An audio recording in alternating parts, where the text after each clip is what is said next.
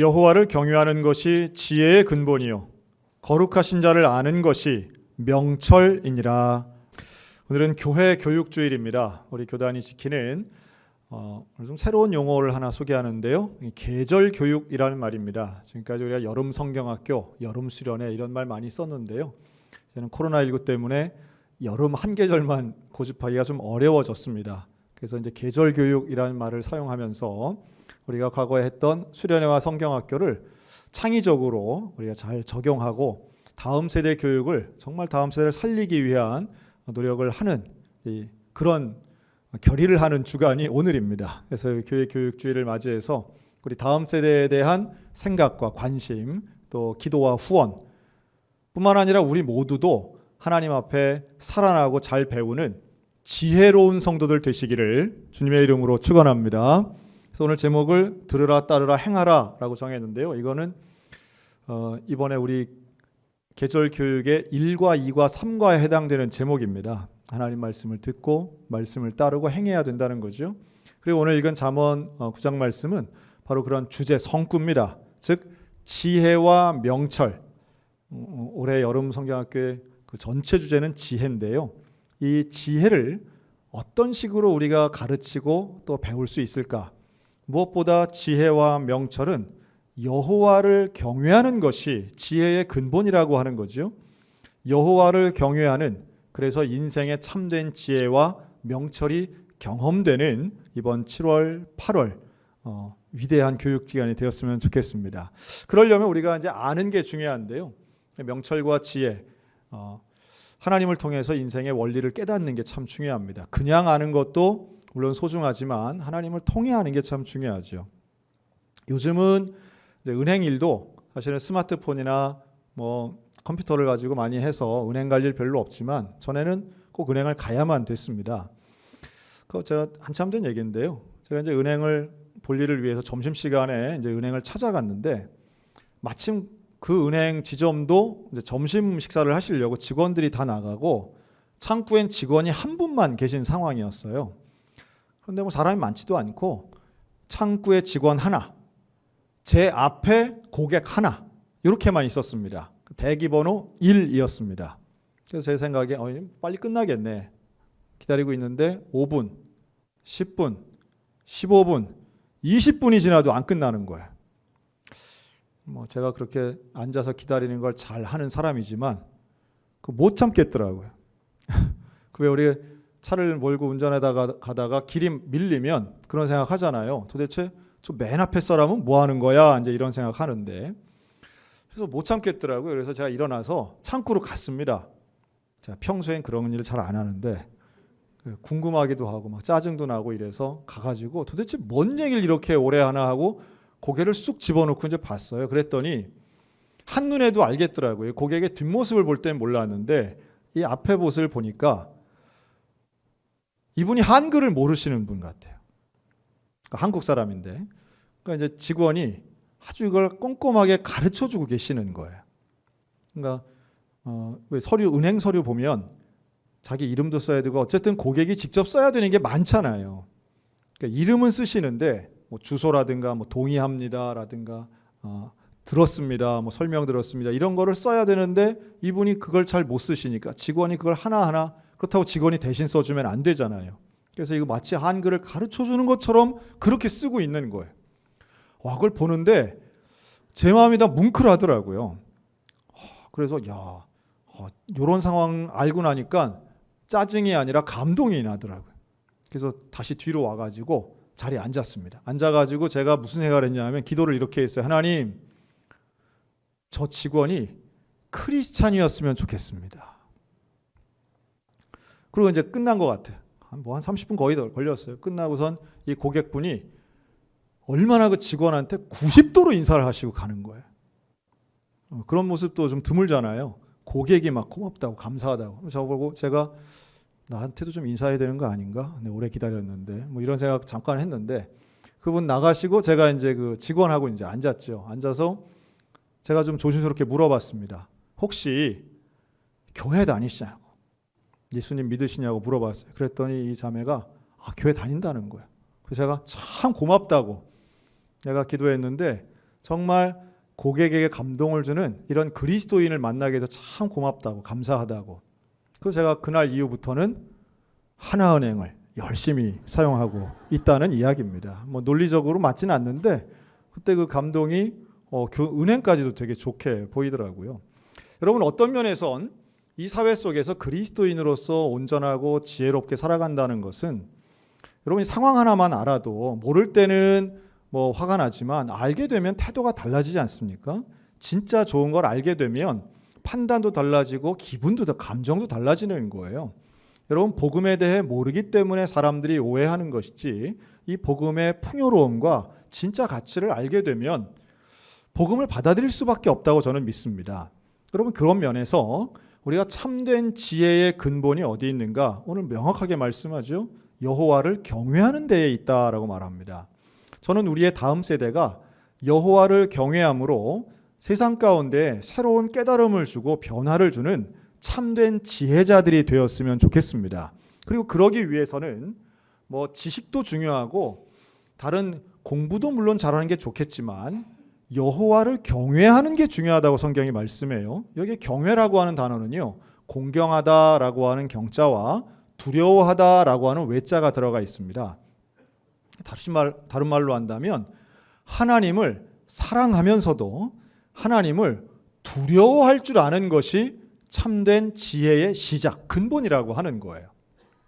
뒤집어 보면 어리석은 사람들은 하나님 무시합니다.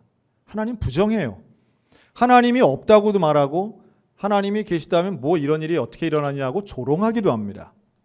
스스로 교만해서 하나님이 주신 많은 기회와 여건들에 대해 오히려 낭비하고 하나님 두려워할 줄 모르는 인생들은 결국 참된 지혜가 아닌 자기만 아는 이기적인 어리석음 가운데 빠지게 되죠.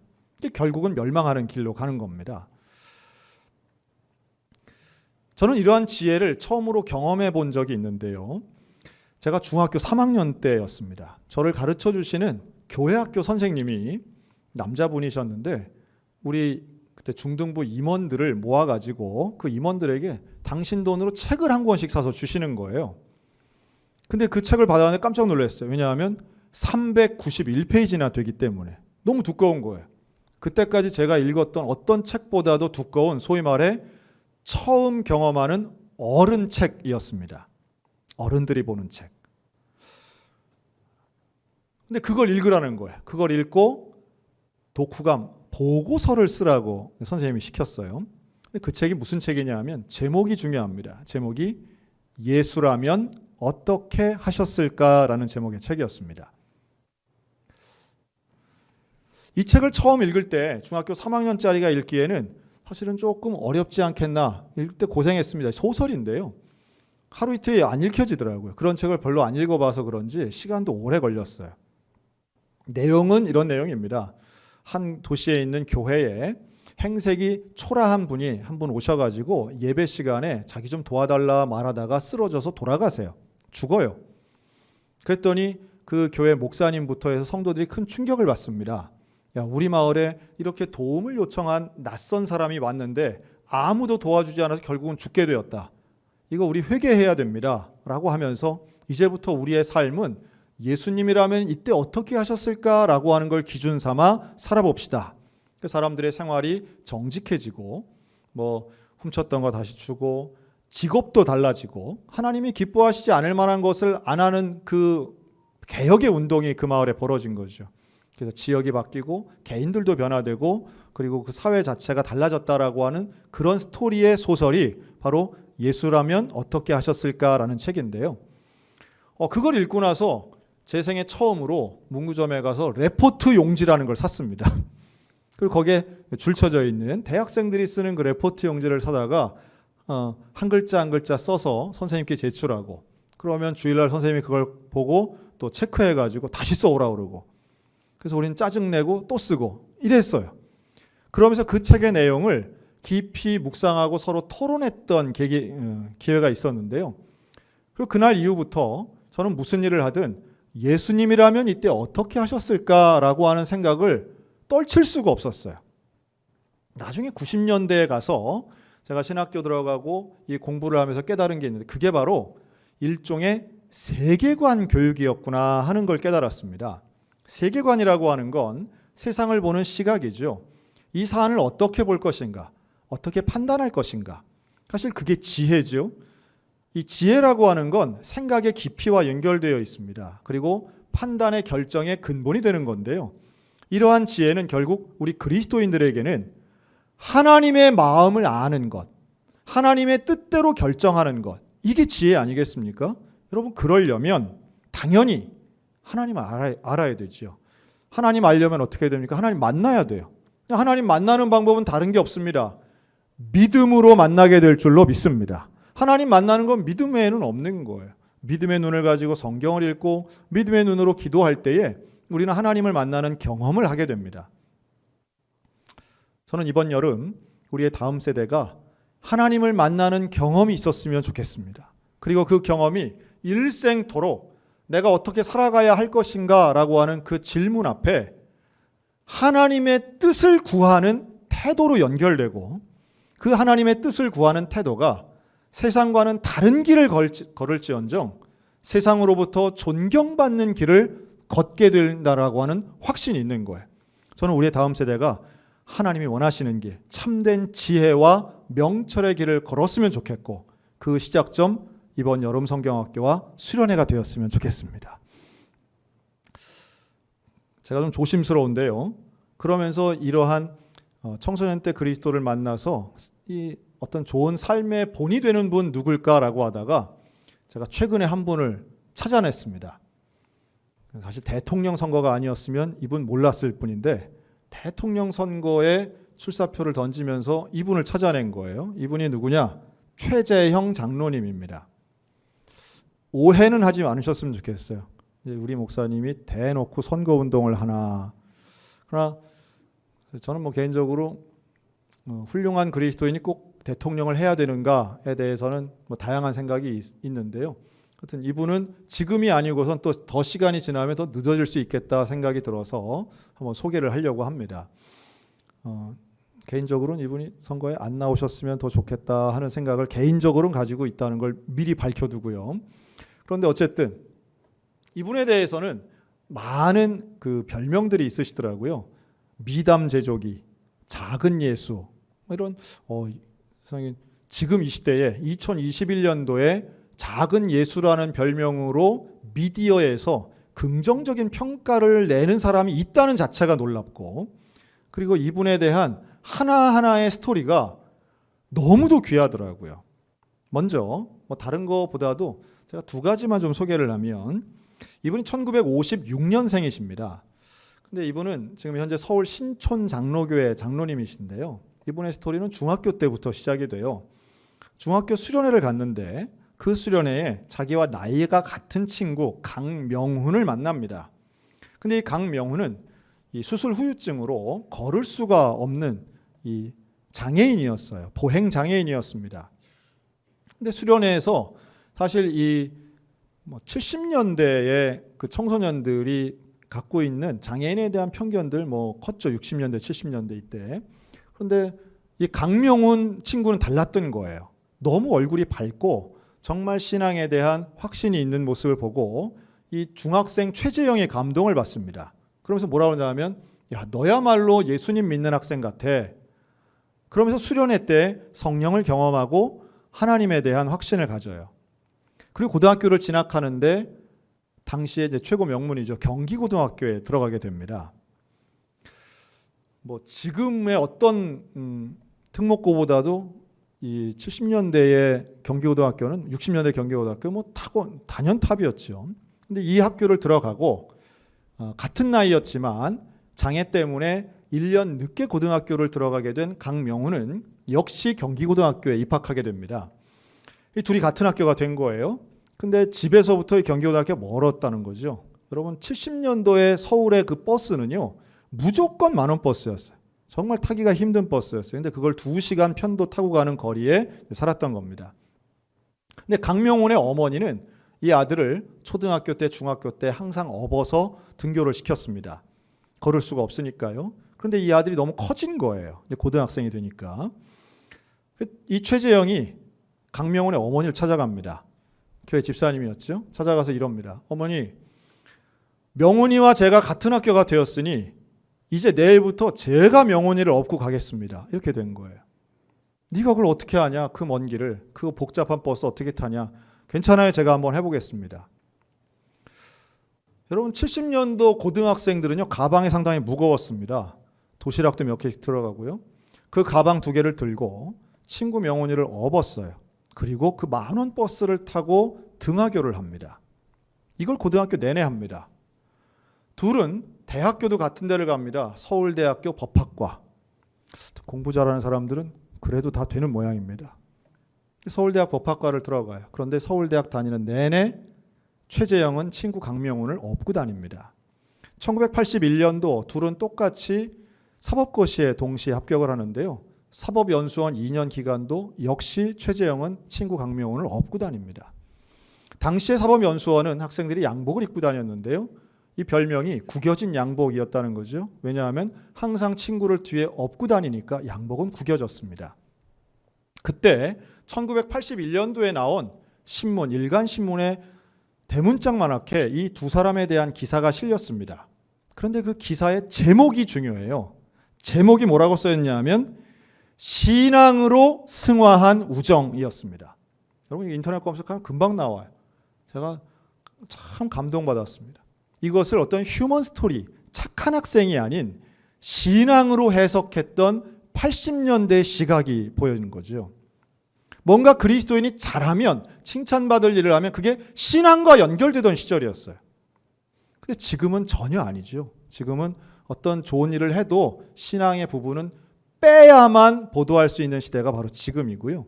이때 신앙으로 승화한 우정. 참 귀하다. 사람들 앞에 불신자건 타교인이건 결국 말씀대로 사는 사람은 바로 이러한 인정을 받는구나 하는 걸 다시 한번 봅니다. 그런 스토리도 있더라고요. 이 고등학교 때 그 만원 버스에서 친구 강명훈이 뭘 잘못 먹어서 설사가 난 거예요. 그래서 차에서 내려달라고 했더니 화장실 가자 했더니 뭐 갈 수도 없고 차에서 내리긴 했는데 또 보행장애인이다 보니까 오래 참을 수도 없었던 거죠. 그래서 그냥 길거리에서 배변을 한 상태에서 최재형은 그걸 내리지 않고 업은 상태에서 두 친구 서로 껴안고 길바닥에서 울은 적도 있답니다. 그런 과정을 겪어나가면서 정말 예수님의 말씀대로 살려고 했던 그 장로님은 40이 조금 넘었을 때에 판사로 재직할 때는요, 자신의 자녀가 2명이 있는데도 2명의 자녀를 입양했던, 우리나라에서는 법조인 판사로서는 최초의 입양 사례라고 하더라고요. 그러나 제가 주목한 것은 바로 장로님으로서의 삶이었습니다. 그분은 지금도 그 교회의 일부 성가대원으로 봉사하고 있고요. 또한 청년들이 단기 선교를 가면 함께 가서 그 단기 선교에 참가하시는 장로님이었습니다. 최근엔 그만두셨지만 얼마 전까지도 감사원장을 하고 있었는데요. 그 감사원장을 이번 정부에서 청할 때에 이런 전화했다고 그러죠. 그 유명한 조국 비서실장이 전화해서 그랬다고 그럽니다. 선생님, 감사원장을 좀 해주셔야 되겠습니다. 그랬더니 나는 그런 거 못합니다. 그때 했던 이야기가 아주 중요한 표현이죠. 당신이 아니고서는 청문회 통과할 사람이 없습니다. 청문회 통과하려면 7가지 조건이 맞아야 되는데요. 그 7가지가 이거죠. 병역 기피, 세금 탈루, 불법적 재산 증식, 위장 전입. 도대체 왜 그렇게 위장 전입들은 많이 하는 것인가요? 연구 부정행위, 논문 표절이죠. 음주운전, 선거 관련 범죄. 여러분 우리나라에서 그렇게 최고위직에 해당되는 공직자 중에 이 7가지가 안 걸리는 사람이 그렇게 드물다는 것 자체가 놀랍기도 하고요. 그런데 저는 여기서 아주 중요한 점 하나를 발견합니다. 그리스도인으로서 지혜롭게 살기 위해 2가지가 전 필요하다고 봅니다.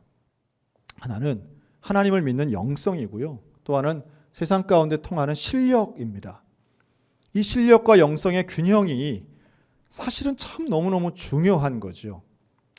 조금 전에 우습게 말씀드렸지만 경기고등학교, 서울대학교 나오는 게 어디 쉽겠습니까? 사법연수원 나오고 판사 되는 게 절대 쉬운 게 아니죠. 그리고 그들만의 리그 속에서는 그 똑똑한 사람들의 경쟁을 이기기 위해선 또 다른 방법들이 분명히 존재할 거라고는 생각합니다. 그 원리들이 있는 거죠. 하지만 그런 원리가 통하지 않는 만큼 정직하고 거룩하게 산다면, 실력 있는 사회 속에서도 거룩하게 산다면 여전히 우리가 믿는 것, 하나님께서는 그런 사람 필요하게 쓰시지 않겠는가라고 하는 거예요. 그런 면에서 저는 최재형 장로님이 참 좋은 본을 보여주셨다라고 생각합니다. 참 귀한 자원이죠. 저는 우리 소양교회, 우리의 다음 세대들이 그렇게 세상 가운데 인정도 받으면서 존경도 받는 그러한 지혜로운 사람들이 되었으면 참 좋겠습니다. 결국 이 사회가, 이 시대가 아무리 기독교를 무시하고 아무리 성경의 말씀을 무시한다 할지라도 말씀대로 사는 사람, 하나님을 경외하는 사람, 거룩한 자를 아는 그 명철의 사람은 여전히 존중받고 여전히 존경받는다는 사실인 거예요. 이 두 개 중에 하나가 없으면요, 똑똑하기만 한 사람은 얼마나 많습니까? 공부 잘하는 사람 참 많아요. 그런데 오히려 똑똑하기 때문에 더 많은 사람들에게 고통을 주고 아픔을 주는 이기적인 지식으로 가는 사례가 많고요. 여러분, 실력은 없는데 영성만 있다. 좀 말은 좀 이상한 것 같지만 교회 안에서만 수용되는 사람들, 지금 사실 우리 한국 교회의 문제는 바로 이 부분이라고 봅니다. 예수를 믿는다고 하면서도 사회 속에서는 어떤 영향력도 펼치지 못하는 사회 속 무기력한 사람들, 교회만 주장하다 보니까 사회에서는 힘을 못 내는 사람들, 그런 사람들이 교회 울타리 안에만 있으니 교회는 점점 고립되어 가는 것 같습니다. 오늘 우리들이 이제는 다음 세대를 향해 이 균형을 잡히는 이 지혜와 명철의 사람들로 키워내야 되지 않겠습니까? 여러분, 우리 모두가 좀 함께 힘을 모았으면 좋겠고요. 그 힘이 우리 소양교회뿐만 아니라 우리 모든 형제교회들, 성결교회, 또 다른 모든 개신교회들이 함께 힘을 모아서 어려운 상황이지만 바로 이러한 다음 세대를 키워내는 우리 한국교회가 되기를 간절히 기도합니다. 2017년에 얼마 안 됐죠. 4년 전 일입니다. 경상남도에 가면 고성이라는 곳이 있습니다. 우리 강원도에도 고성이 있지만 경상남도에도 고성이 있어요. 여기 뭘로 유명하냐 하면 공룡 발자국으로 유명한 곳입니다. 근데 실제로 가보면 공룡 발자국 몇 개 없어요. 몇 개 없는데 그냥 그거를 모티브로 공룡 박물관, 동네마다 공룡이 막 이렇게 크게 있습니다. 난데없는 공룡이 막 있어가지고 어린이들이 참 좋아하죠. 거기는 아파트도 공룡 아파트더라고요. 정말 믿을 수 없는 다이노서들이 그냥 막 있어요. 그러나 경상남도 끝자락에 있는 이 해안 마을은 역시 인구 소멸 지수가 상당히 높은 곳입니다. 인구수는 얼마 안 돼요. 근데 이 경남 고성군에 이 마암리라는 곳이 있는데요. 여기에 2017년에 이화정 목사님이 이 마암 성결교회에 부임을 합니다. 이 이화정 목사님이 이제 자녀 둘 데리고 네 식구가 이 마암교회 처음으로 부임을 했더니 이 길가에 있는 작은 예배당의 교회인데요. 예배당 안에 이제 사택도 있는 그런 구조입니다.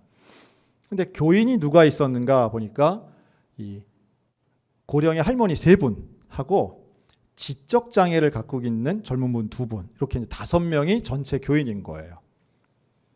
그래서 이 5분을 데리고 이제 목회를 시작한 겁니다. 상황이 어떤지 아시겠죠? 근데 이 이화정 목사님에게는 비전이 있는데요. 그 꿈은 바로 다음 세대에게 복음을 전하는 일이었습니다. 그래서 젊은이, 청소년, 어린이 여기 관심이 상당히 많았어요. 근데 그 교회는 자기 자녀를 빼고는 다음 세대가 없는 거예요. 그래서 그 교회하고 가장 가까운 마암 초등학교를 찾아갔습니다. 갔더니 그 초등학교 전교생이 17명이었어요. 근데 그 17명 중에 교회를 나오는 아이는 한 명도 없는 거예요. 이 아이들을 전도해야 되겠구나. 근데 전도가 쉽지 않아요. 또 전도를 해온다 할지라도 예배당도 아주 초라하고 이제 이래서 뭔가 이렇게 하기가 처음에 좀 막막했다 그럽니다. 그리고 이제 기도하면서 이걸 어떻게 해야 다음 세대 사역을 통해 우리 교회가 하나님 사명을 감당할까 생각하던 중에 이 지자체가 운영하고 있는 마을 학교 사업이라는 게 있습니다. 전국적으로 하는 건데요. 이 마을 학교 운동이라는 거는 이 도시에는 이제 이런 게 있죠. 지역 아동센터 이런 게 있죠. 그런 것처럼 지역 아동센터는 사실은 그래도 할 수 있는 여건들, 어린이들이 좀 많고 이래야 이게 가능한데, 마을 학교 운동이라고 하는 건 그런 센터도 만들 수 없는 지역에 마을 주민들이 주체가 되어서 평일 시간에 그 학교에 있는 아이들, 또 지역에 있는 아이들을 가르치는 이런 프로그램을 지자체가 지원하는 거예요. 우리 강원도도 있고 전국에 다 있습니다. 근데 이거를 재정 지원을 받는 거기 때문에 사실 이 프로그램을 맡게 된다는 게 쉽지 않은 얘기예요. 제가 이 고성을 한번 가봤는데요. 저는 그런 거 처음 봤습니다. 기숙형 중학교가 공립학교가 있더라고요. 그러니까 고등학교는 기숙사가 있는 걸 많이 봤는데 중학교만 있는데 기숙사가 있는 거예요. 왜 그런가 보니까 학교들이 많이 폐교가 되고 문을 닫으니 중학교에 갈 나이에 있는 아이들은 동네마다 극소수고, 근데 그 애들을 위해서 학교가 운영이 안 되니까 기숙형 학교를 만들어서 다 군에 있는 애들이 일로 와서 다니는 거예요. 특별하더라고요. 그러니까 지방의 지금 상황이 그렇습니다. 지역 소멸, 어쨌든 수도권 제외하고는 지역 소멸은 이미 현실화인 것 같아요. 근데 소멸이 되더라도 소멸될 때까지 교회는 사명 감당해야 되겠죠. 근데 이화정 목사님이 그걸 제출한 거예요. 그래서 마을 학교를 제출해서 이게 된 거예요, 또. 그래서 마을 학교를 운영하는데 목사님과 사모님이 최선을 다해 본인들이 갖고 있는 역량을 다 집중합니다. 그래서 아이들에게 소문이 나기 시작해요.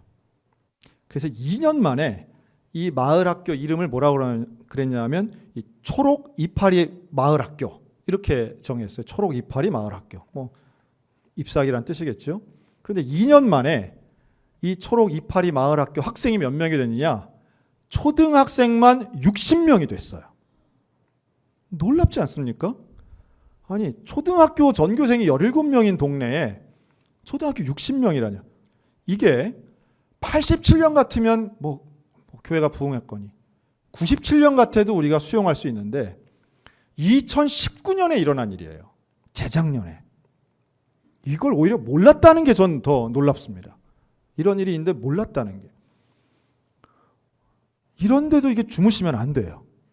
이게 지금 마음교회 얘기에 주무시면 이게 뭐 어떻게 하겠습니까? 우리가 지금 교회 교육주일에 하는데 주무시는 분이 있다는 얘기는 아니고. 그래서 이 초록 이파리 마을 학교 60명이 되어서 이 아이들을 데리고요. 이 목사님이 어린이 축구단을 만들었어요. 또 이 아이들을 모아서 이 밴드를, 이 그룹 사운드 밴드를 만든 거예요. 슈퍼 밴드를. 이야, 대단하죠. 그러면서 이 아이들과 함께 정말 활력 있게 일하는 가운데에 이 두 분이 또 이제 아프게 된 거예요. 무리한 거죠. 그래서 사모님은 부인과 수술을 받고 이 목사님 젊으신데도 혈관 다 막혀가지고 스텐트 수술 받고 입원하셨던 거죠. 그런데 아이들이 많으니까 교회 건물이 이게 너무 감당이 안 되는 거예요. 근데 교회를 새로 고칠 엄두도 못 내고요. 그래서 이걸 어떻게 할까 하다가 그 지방에 있는 목사님, 그 지방의 경남 서지방인데요. 그 목사님께 지방 회장님한테 우리가 애들이 이렇게 많은데 좀 공사를 좀 했으면 좋겠습니다. 어떻게 하면 좋을까요? 그랬더니 그 목사님이 그래요. 한번 힘내시라고. 그리고 우리 전국에 있는 교회한테는 좀 도움을 구하자고 하고서는 가까이 있는 춘천 소양교회에 도움을 요청하신 거예요. 네, 경남 고성과 강원도 춘천은 우리 마음이 가깝잖아요. 그래서 요청하신 거예요. 그 지방 회장님이 저한테. 그래서 그 교회 한번 가본 적도 없고 이 목사님 만난 적도 없지만 저는 지금 2021년도에 이 코로나 시기, 지금 그 지역은 이제 코로나 단계가 상당히 낮은 단계입니다. 그래서 모이는데 문제가 없긴 한데요. 그래도 이 상황에 이런 교회가 있다니. 지난주에 우리 당회를 했거든요. 그 당회를 하면서 제가 장로님들한테 이 마음교회를 좀 도왔으면 좋겠습니다. 그랬더니 사실 마음교회 저도 잘 모르고 우리 장로님들도 잘 몰라요. 근데 놀라운 건 우리 소양교회 당회는 몰라도 그렇게 합시다. 그걸 잘 모르지만. 그래서요. 우리 지난주에 광고했던 그 고군산 중앙교회를 포함해서 우리가 지난주에 바로 1,000만 원을 송금을 했습니다. 그래서 또 지난주 우리 맥주감사 주일 헌금들도 많이 하시고 이래서 우리 뭐 재정부도 너무 흔쾌하게 그냥 뭐 아무 일사천리 그냥 했어요. 그랬더니 그 마음교회 목사님이 엊그제 전화가 저한테 하셔가지고 눈물로 고맙다고 말씀을 하시더라고요. 소양교회 어디 있는지도 모르고, 그렇잖아요. 어디 있는지도 모르고 춘천에 있는 거 정도만 아는 거죠. 그러나 저는 아닙니다. 목사님 정말 감사합니다. 목사님의 사역에 경의를 표합니다. 목사님이 지금 하시고 있는 그 일이 우리 한국교회 또 우리 교단 가운데 정말 큰 도전이 됐으면 좋겠습니다. 다음 세대를 사랑하고 꿈꾸고 헌신하는 그 헌신이 어쨌든 우리 교회의 그 헌금이 헌신에 대한 하나님의 응답이라고 목사님이 여겨주신다면 얼마나 감사한 일입니까? 하나님 지금도 살아계시고 지금도 능력을 베푸시고 영혼 구원되는 걸 가장 원하시는데 그 일에 우리 같이 쓰임받았으면 좋겠습니다. 그랬어요. 놀라운 얘기죠. 그러니까 그 동네에는 이 푸른 잎사귀 이 마을 학교가 동네에서는 또 기적같이 보이는 거예요. 그러다 보니 마을 주민들도 한 분, 두 분 와서 이걸 본다는 거예요. 교사로도 봉사하시고 당연히. 그런데 아시겠지만 경상남도 그런 지역에서는 외지에서 온 분들이 그렇게 4년 만에 뭘 해내는 경우는 극히 드문 경우예요. 부임한 지 4년 만에 지금 이렇게 이루었다? 여러분 이런 분들은 후원해야 되지 않겠습니까? 마찬가지입니다. 여러분 하나님의 일들을 감당할 때에 다음 세대를 위해 사역하는 것, 지금도 하나님은 살아계시고요. 여호와를 경외하는 그 지혜의 근본이 한 영혼 한 영혼에게 스며들길 원하고 계시는 거죠. 오늘 우리 모두에게 동일한 마음을 가지고 이번 여름 계절 교육이 정말 하나님께 영광을 돌릴 수 있도록 함께 협력하는 우리 소양교회가 되었으면 좋겠습니다. 그리고 교육부서 모두에게 하나님의 특별한 은혜가 임해서 이번 여름 우리 유아교회, 어린이교회, 청소년교회가 하나님을 만나고 여호와를 경외하고 인생의 참된 지혜를 깨우쳐서 경험해서 평생을 실력과 영성을 가진 그리스도인으로 살아가는데 올 2021년 여름이 쓰임받았으면 좋겠고 여러분 이 일을 위해 기도해 주시고 후원해 주시고 함께 동참해 주시기를 바랍니다. 하나님은 여전히 살아계십니다. 지혜와 명철을 따라서 듣고 따르고 행하기를 원하시는데 그 하나님 앞에 영광 돌리는 우리 소양성결교회가 되시기를 주님의 이름으로 축원합니다.